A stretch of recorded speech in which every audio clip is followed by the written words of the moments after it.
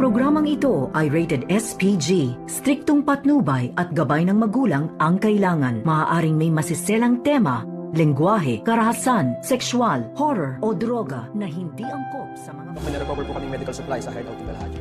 Medical supplies.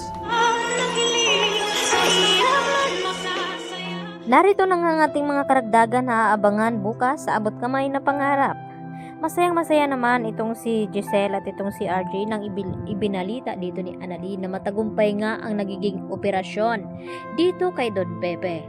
At dahil dito, ipinapanalangin na naman nila na sana kapag nagising na nga itong si Don Pepe ay malalaman na nga nila kung sino nga ba itong nagpakidnap at tumulak dito kay Don Pepe sa bangin. At dahil dito, nangangamba naman ng husto itong si Zoe at Moira hanggang sa buhay pa nga itong si Don Pepe ay hindi sila makakampante. Kaya agad na palihim na kinausap ni Moira at Zoe itong si Carlos na kung ano daw ang dapat gawin.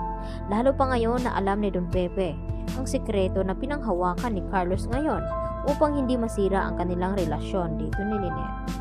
Samantala habang nag-iisa itong si Zoe at nag-emote, dito naman nabigla at nagulat itong si Lynette na nilapitan itong si Zoe at tinanong na kung bakit nag-iisa itong si Zoe.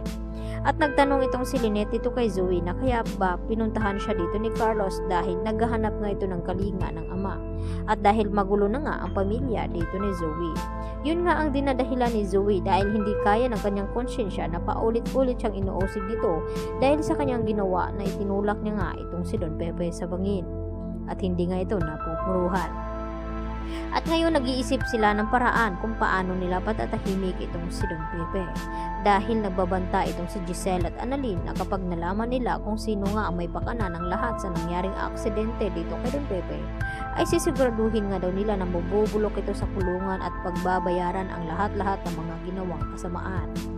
Samantala, nag-report naman itong mga kapulisan at dito na sinabi na hindi lang pera ang kanilang natagpuan dito sa kotse dito ni Balahaja.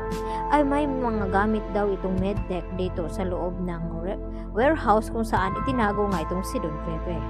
At dito nagtanong itong si RJ kung ano daw itong medical kit na sinasabi ng pulis na ito.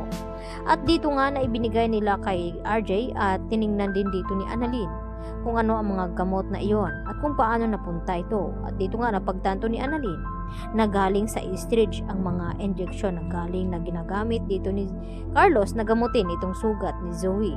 At nagulat naman itong si Zoe nang mabalitaan na nakuha nga ng mga pulis itong mga ginamit na gamot sa kanya. Kaya wala na nga itong lusot itong si Moira at Zoe, kaya nagulat ito ng harangin ng mga pulis dito sa parking area kung saan sinabi ng mga pulis na kinakailangan maimbitahan at makausap sa presinto itong si Moira. At nagulat itong si Moira na tinanong itong pulis na kung bakit huhulihin na ba daw siya nito. At wala namang imposible dahil kapag nagsalita na nga itong si Don Pepe ay talaga namang bagsak sa kulungan itong si Moira at Zoe, lalo pa ngayon na malakas pa rin ang kutob dito ni Giselle at dito ni Annalyn na may kinalaman talaga itong si Moira.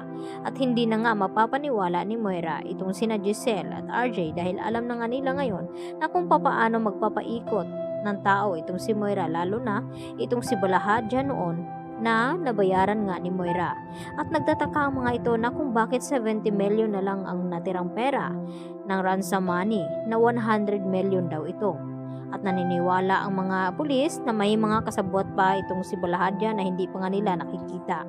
At isa na dito itong si Moira dahil siya ang mastermind at siya ang leader ng mga sindikato kung papaano pinapakidnap at pasakitan itong sina Annalyn at Lynette noon. Kaya yan naman ang ating pakatutukan kung kailan nga ba mahuhuli ang mga kasabwat dito ni Moira. At malalaman na nga na may kinalaman itong si Carlos sa kanilang ginawa kay Don Pepe. Yan lang po at marami pong salamat.